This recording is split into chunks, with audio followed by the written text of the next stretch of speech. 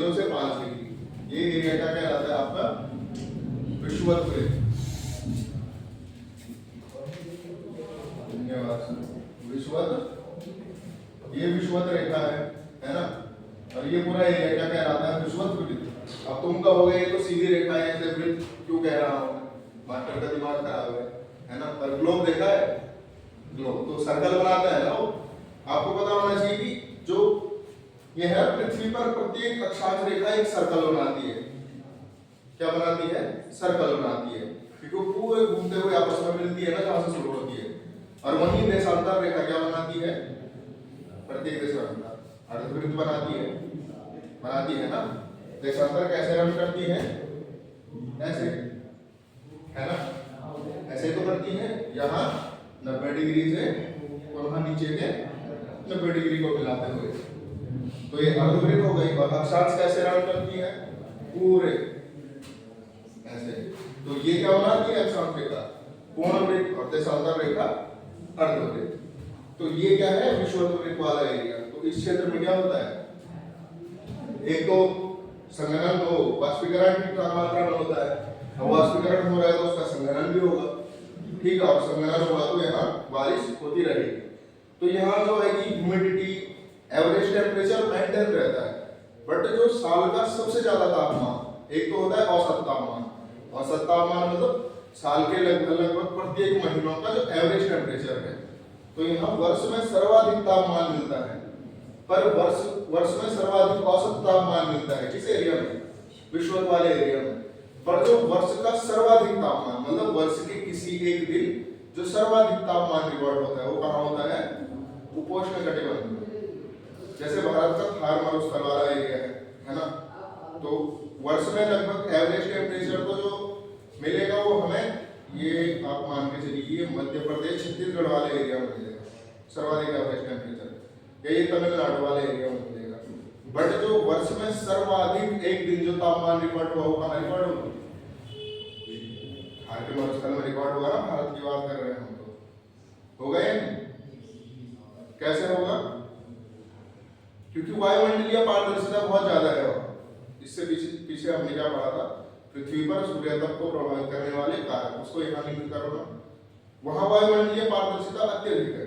कहाँ? मरुस्थल वाले एरिया में बादल रहते हैं? नहीं रहते हैं। धूलकण रहते हैं पर वो लोअर उसमें रहते हैं ना। धूलकण भी तभी होंगे जब वायुमंडल में धूलकण जब अपवर्ड मोशन होगा वायु का। वहां तो एकदम वायु ऐसे चल रही है तो वायुमंडल एकदम पारदर्शी है, तो जो सूर्यतप आएगा वो सीधे एटमॉस्फेयर को क्या करेगा? गर्म करेगा। तो समझिए। और इसके बाद कौन सा वाला तापीय कटिबंध होता है? इसको हम बोलते हैं उष्ण कटिबंध। कर्क रेखा तो ये है, और उसके लिए उष्ण कटिबंध। और उसके बाद 35 डिग्री या 40 डिग्री तक क्या होता है? उपोष्ण कटिबंध। क्या? उपोष्ण कटिबंध। और उसके बाद बताओ, शीतोष्ण सुना है आपने? शीतोष्ण कटिबंध ये लगभग 60 डिग्री तक होता है आपका। फिर उसके बाद आपका शीत कटिबंध हो जाता है और ये ऊपर ध्रुव हो गया। तो हम क्या देख रहे हैं? पृथ्वी की सतह पर ताप का वितरण। पृथ्वी की सतह पर तापमान का वितरण,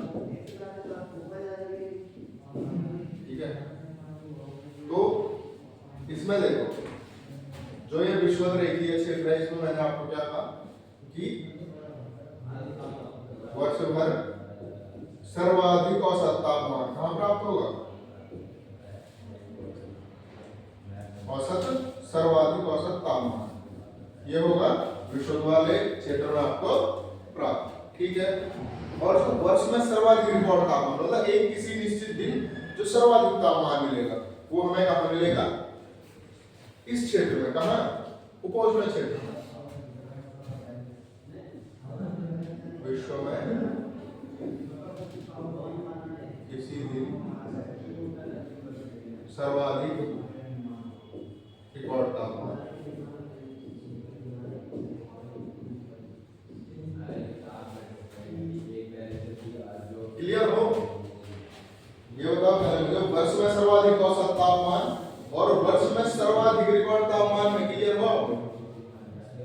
क्लियर हो ना? जैसे कुल मिला के ये मान के चलो, देखो यहाँ ना कोई सीधी ऋतु होती है, विषुवत रेखा में होती है? नहीं होती। देखो जो ये उपोष्ण वाला क्षेत्र है, यहाँ सीधी ऋतु होगी, ग्रीष्म ऋतु होगी, तो यहाँ सर्वाधिक औसत तापमान तो नहीं मिलेगा।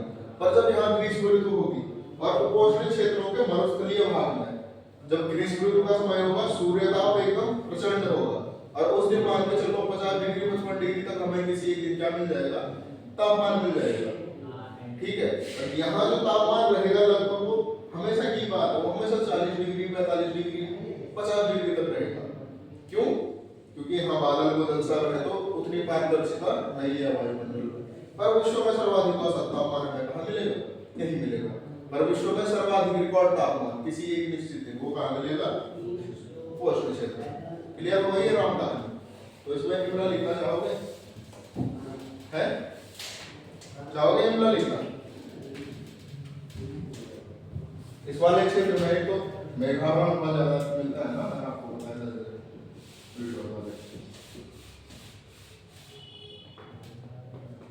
मेघावन अत्यधिक है तो वायुमंडलीय पारदर्शिता कम होगी।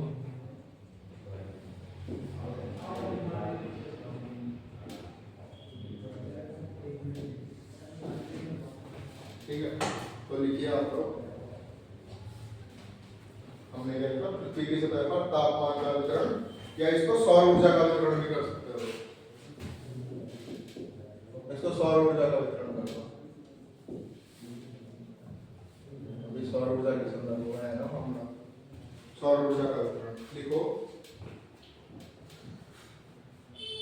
सूर्य तप की मात्रा, यस हाँ, सूर्य तप की मात्रा, सूर्य तप की मात्रा भूपृष्ठ पर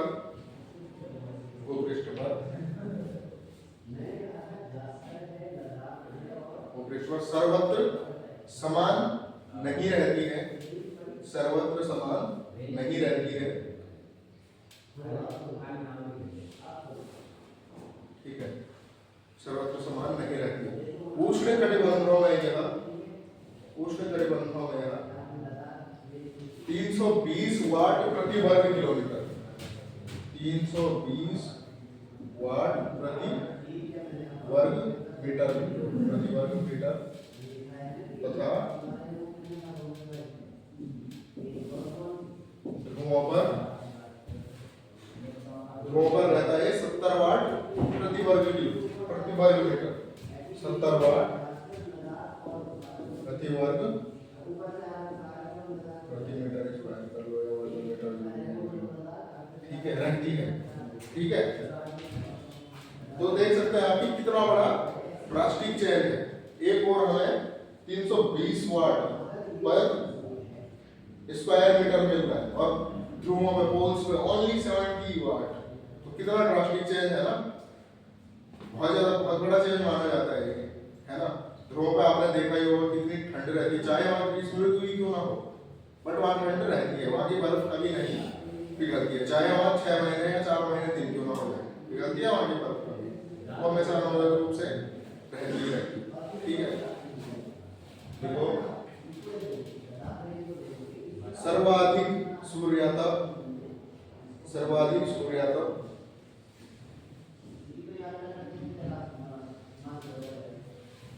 उपोष्ण कटिबंध के 23.5 डिग्री से 35 डिग्री से उपोष्ण क्यों कह रहे हैं? उपोष्ण कटिबंध के बाद आ रहा है उपोष्ण, है ना। उपोष्ण, ठीक है। इसमें आधे गुण इस उपोष्ण के उष्ण कटिबंध के होंगे, तो 2-4 प्रॉपर्टी शीतोष्ण कटिबंध की होगी, पर मेजरली जो यहाँ का क्लाइमेट है वो कैसा रहता है? उष्ण कटिबंध के जैसा रहता है थोड़ा बहुत। ठीक है, तो इसलिए इसे क्या बोलते हैं? उपोष्ण कटिबंध। ब्रैकेट में ये लिख लो 23.5 डिग्री से 35 डिग्री। ठीक है, उत्तरी गोला, और यही स्थिति कहाँ पे प्राप्त होती है? दक्षिणी गोलार्ध में। तो वहां से आपने देखा होगा कि ऑस्ट्रेलिया में 2 साल पहले बहुत भयंकर वनाग्नि लगी थी, सुना है वनाग्नि, और किसी आदमी ने नहीं दबाई थी वो कैसे लग गई? कुपोषण में था वो पूरा, उसके ये मान के चल लो इधर वाला वो वाला एरिया पूरा मरुस्थलीय, मतलब सूखा टाइप का है वो, वहां गर्मी में इतना सूखा पड़ गया कि सूर्य की लपटों से क्या लग गई, आग लग गई। क्यों? सर्वाधिक तापमान प्राप्त हो रहा था उसे, किसे? उपोष्ण कटिबंध को। तो थोड़ा अगर आप न्यूज़पेपर वगैरह पढ़ते हो तो आपके दिमाग में और अच्छे ढंग से जाता है ये चीजें, है ना। तो न्यूज़पेपर रीडिंग की हैबिट भी डालो। किताब में तो बहुत कुछ पढ़ लोगे, पर जब तक थोड़ा प्रैक्टिकल नहीं देखा उस चीज को याद नहीं हो पाएगा। तो क्या लिखा हमने? सर्वाधिक सूर्यातप उपोष्ण कटिबंधों के, उपोष्ण कटिबंध में ये लिख दिया 23 डिग्री, 23.5 डिग्री नॉर्थ, 23.5 डिग्री क्या नॉर्थ, और उसके बाद 23.5 डिग्री साउथ से 35 डिग्री साउथ। दोनों गोलार्धों में होगी नहीं ये वाली सिचुएशन, ठीक है। उपोष्ण कटिबंधों के मरुस्थलीय भागों में पाया जाता है, उपोष्ण कटिबंधों के मरुस्थलीय भागों में पाया जाता है, क्योंकि यहाँ मेघावरण मतलब बादल, क्योंकि यहाँ मेघावरण अत्यंत कम है। इस वाले एरिया में बना ऊपर तो बादल वगैरह कम ही रहते हैं, मेघावरण अत्यंत कम है। वह वायुमंडलीय पारदर्शिता उच्च बनी रहती है,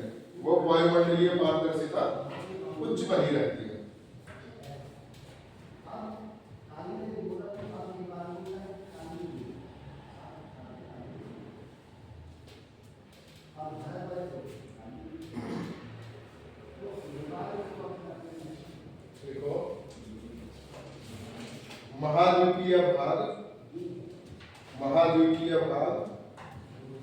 देखो, एक इधर देखो है, जो मान लो कि सेम टेम्परेचर प्राप्त हो रहा है ना, सेम टेम्परेचर प्राप्त हो रहा है। एक और महासागरों को गर्म करना है सूर्य ने, एक और महाद्वीपों को गर्म करना है। ज्यादा जल्दी कौन गर्म होगा? मतलब सूर्य तापमान एक समान मात्रा में प्राप्त हो रहा है, ठीक है। इसको ऐसे देखो, ये है महासागर वाला एरिया, है ना। ये क्या है? महासागर, और ये है महाद्वीप, ठीक। अब सूर्य को दोनों को गर्म करना है ना, मतलब दिन में मान लो ज्यादा जल्दी गर्म कौन होगा? महाद्वीपीय भाग ज्यादा जल्दी गर्म होगा या महासागरीय भाग? कैसे? नहीं, अभी सीधी टेढ़ी कर लो, ऐसा मान लो सूर्य को उधर क्यों आ सकते हो आप? दो अपने विचार दो। नहीं, अभी कटिबंध सब सेम जगह है, कोई अंतर नहीं है। आप दिन में देखना, आपने एक बाल्टी भर के पानी रखी और वहीं पर आपके चौक का पत्थर है, ज्यादा जल्दी गर्म कौन होता है? चौक का पत्थर। क्यों?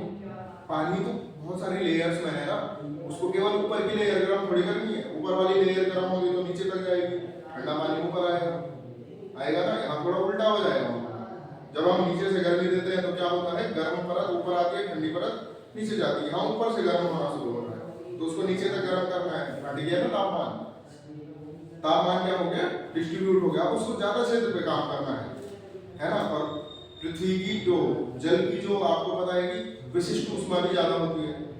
विशिष्ट ऊष्मा मतलब उसको जो ऊर्जा देने में, जो उसको वो करने में क्या लग रही है? ऊष्मा लग रही है। गर्म करने में जो उसको ऊष्मा लग रही है वो क्या है? विशिष्ट ऊष्मा। तो कौन सा भाग ज्यादा जल्दी गर्म होगा? महाद्वीपीय भाग। और कौन सा भाग ज्यादा जल्दी ठंडा होगा? वो भी महाद्वीपीय भाग ही जितनी जल्दी गर्म होता है उतनी जल्दी ठंडा भी होता है। चौक का पत्थर जितनी जल्दी गर्म हुआ, सूरज के ढलते उतनी जल्दी क्या हो गया? ठंडा हो गया। और जल ऊष्मा छोड़ने में तो टाइम लगेगा, क्योंकि नीचे से ऊष्मा आएगी, है ना। खाली ऊपर की परत थोड़ी होगी, अगर नीचे की परतें भी गर्म है वो भी धीरे धीरे हीट को क्या करेंगी? रिलीज करेंगे। समझ में आएगी ये चीज? वो लिखो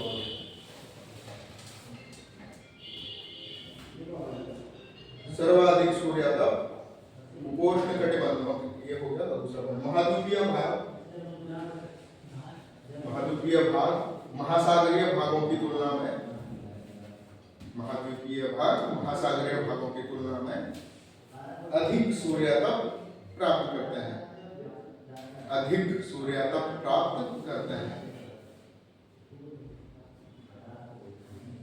अब इसका कारण लिखवाऊं या लिख दोगे? बताओ, है? कारण लिखवाऊं या लिख दोगे? लिखा दो, लिखिए। क्योंकि महासागरीय गया जल अधिक गहराई तक गर्म होता है, अधिक गहराई तक गर्म होता है। ब्रैकेट में लिख दो परतदार संरचना, लेयर्ड स्ट्रक्चर होता है ना, अधिक गहराई तक गर्म होता है,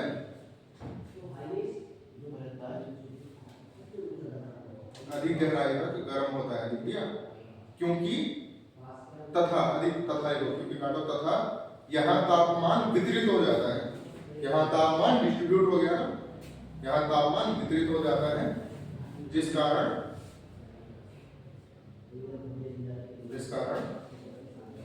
यह गर्म होने में समय लगाता है, इस कारण यह गर्म होने में समय लगाता है। ठीक है, तो ये हो गया।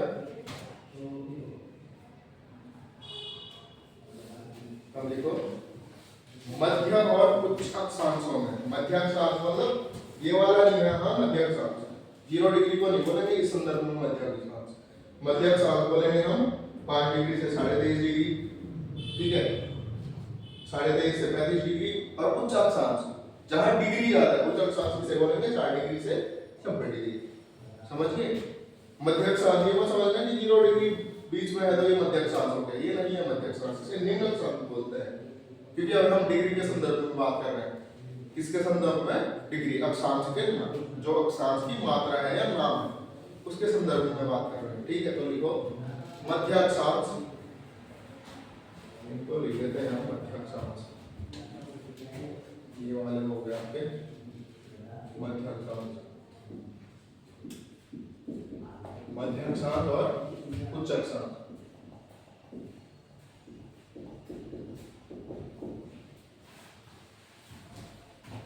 मध्य अक्षांश और उच्च अक्षांशों पर, ठीक है, सर्दियों की तुलना में, सर्दियों की तुलना में गर्मियों में अधिक सूर्यातप प्राप्त होता है। ये तो लॉजिकल सी बात है ना, ज्यादा सूर्यातप का प्राप्त होगा गर्मियों में प्राप्त होगा, इसमें कोई स्पेशल चीज बताने की आवश्यकता नहीं। ठीक है, इसका कारण आप खुद भी लिख सकते हो, क्योंकि ग्रीष्म ऋतु में सूर्य की किरणें क्या रहती हैं इन क्षेत्रों में, लगभग लंबवत रहती हैं, जिस कारण अधिक सूर्यातप प्राप्त होता है। वही शीत ऋतु में क्या होती है, सूर्य की किरणें यहाँ क्या रहती हैं, तिरछी रहती है, जिस कारण कम सूर्यातप प्राप्त होता है। ये तो फोटो क्या है, अंडरस्टैंडिंग वाला पॉइंट है। अब लिखो वर्ष में सर्वाधिक औसत तापमान, सर्वाधिक औसत तापमान,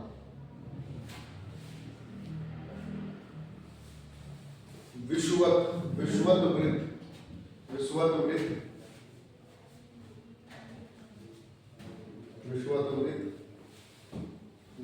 मतलब लिख लो 10 डिग्री नॉर्थ से 10 डिग्री साउथ, पूरा 10 डिग्री नॉर्थ अक्षांश से 10 डिग्री दक्षिण अक्षांश में प्राप्त होता है,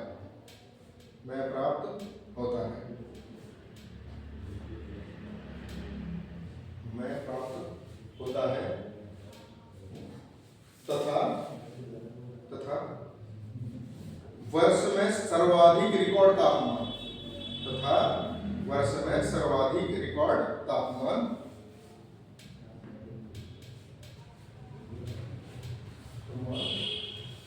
उपोष्ण कटिबंधों में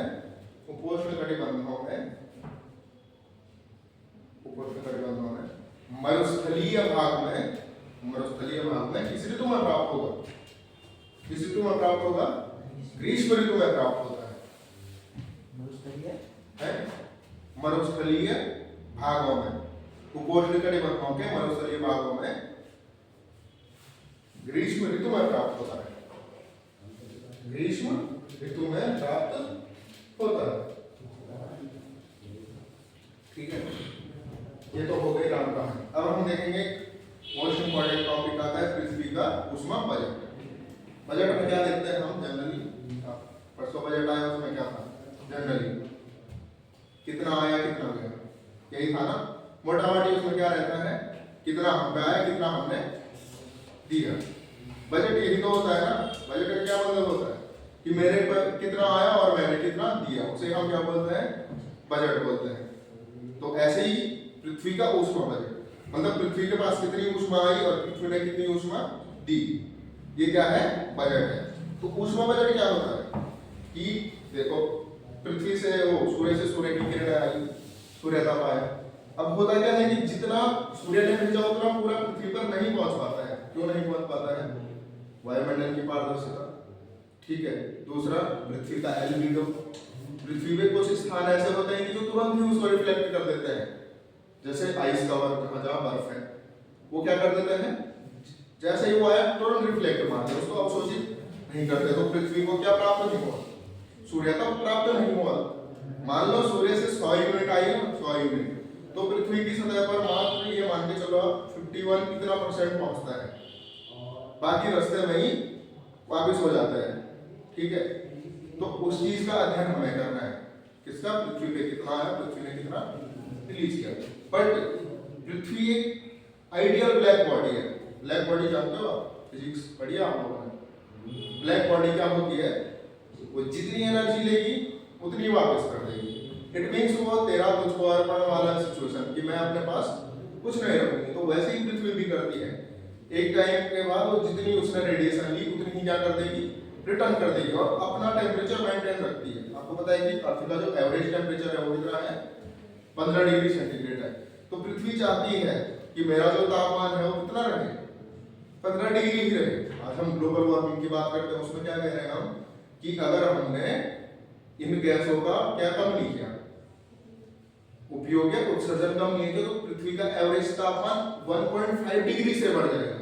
मतलब पृथ्वी का जो तापमान है वो कितना हो जाएगा, 16.5 डिग्री हो जाएगा सेल्सियस, ठीक है।